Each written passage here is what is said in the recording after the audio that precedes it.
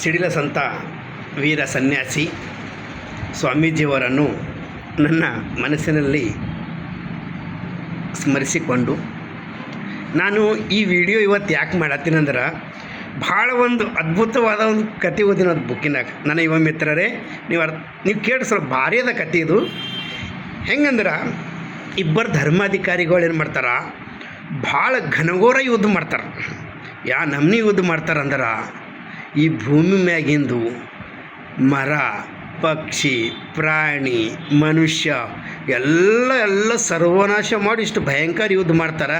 ಯುದ್ಧ ಮಾಡಿ ಅವ್ರು ಸ್ವರ್ಗಕ್ಕೆ ಹೋಗ್ತಾರಂತ. ಸ್ವರ್ಗಕ್ಕೆ ಹೋದಾಗ ದೇವ್ರು ಅವ್ರಿಬ್ರಿಗೆ ನೋಡಿ ಶಾಕ್ ಆಯ್ತಾರೆ. ನೀವ್ಯಾಕೆ ಇಲ್ಲಿ ಬಂದ್ರಿ ಅಂತ ಕೇಳ್ತಾರೆ ಅವ್ರು.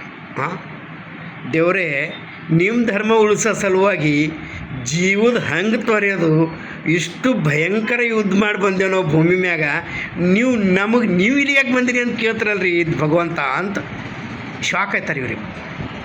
ಶಾಕ್ ಆದಾಗ ಭಗವಂತ ಅಂತಾನ, ನನ್ನ ಧರ್ಮ ಯಾವುದು ಅಂತ ಕೇಳ್ತಾರಂತ. ಧರ್ಮ ನಾವು ಯುದ್ಧ ಮಾಡಿದ್ದೆ ನಿಮ್ಮ ಧರ್ಮ ಸಲುವಾಗಿ ರೀ ಭಗವಂತ ಅಂತಾರತ್ತವ್ರು.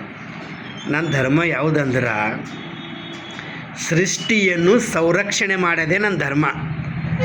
ನೀವು ಯಾವುದ್ಯಾವುದೋ ಸಲುವಾಗಿ ಯುದ್ಧ ಮಾಡಿ ಹೆಂಗೆ ಮಾಡಿರಂದ್ರೆ ನಾನು ಎಷ್ಟು ಕಷ್ಟಪಟ್ಟು ಎಷ್ಟು ಅಳುದು ತೂಗಿ ವಿಚಾರ ಮಾಡಿ ಪ್ರತಿಯೊಂದು ಸಣ್ಣ ಕ್ರಿಮಿಕೀಟವೂ ನಾವು ಭೂಮಿ ಮೇಲೆ ಕಳಿಸ್ಬೇಕಾದ್ರೆ ಎಷ್ಟು ಕಷ್ಟಪಟ್ಟಿನಿ ನಾನು. ಅತ್ಯಂತ ಶ್ರೇಷ್ಠವಾದ ಮನುಷ್ಯಗೆ ನಾನು ನಿರ್ಮಾಣ ಮಾಡಿದ್ದೀನಿ. ವಿಚಾರ ಮಾಡುವಂಥ ಬುದ್ಧಿ ಕೊಟ್ಟಿದೆ, ನೋಡುವಂಥ ಕಣ್ಣು ಕೊಟ್ಟಿದೆ, ಕೇಳುವಂಥ ಕಿವಿ ಕೊಟ್ಟಿದೆ.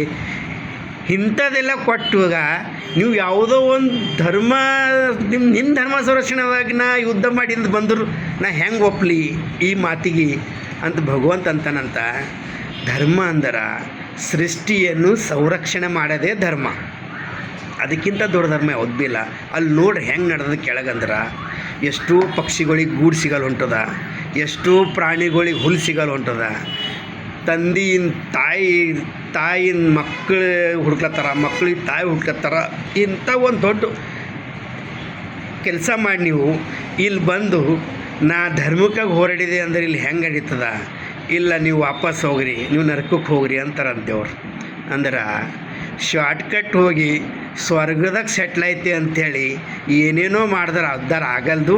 ಅದು ಏನು ಮಾಡ್ಬೇಕಂದ್ರೆ ಆ ಭಗವಂತಗೆ ಭಗವಂತ ಏನು ಇಷ್ಟಪಡ್ಲತ್ತಾನ ಅಟ್ಲೀಸ್ಟ್ ನಾವು ಮಾಡೋಕ್ಕಿಂತ ಮುಂಚೆ ಒಂದು 2 ಸೆಕೆಂಡ್ ಆ ಕೆಲಸದ ಬಗ್ಗೆ, ಆ ನೀತಿ ಬಗ್ಗೆ ನಾವು ಕೂಡ ವಿಚಾರ ಮಾಡಬೇಕಂತ ಈ ಕತೆ ನಂಗೆ ತುಂಬ ಇಷ್ಟ ಆಗ್ಯದ. ಅದಕ್ಕೆ ನಿಮ್ಮ ಜೊತೆ ಹಂಚ್ಕೋಬೇಕಂಥೇಳಿ ಹಂಚ್ಕೋತಾ ಇದ್ದೀನಿ ನನ್ನ ಯುವ ಮಿತ್ರರೇ.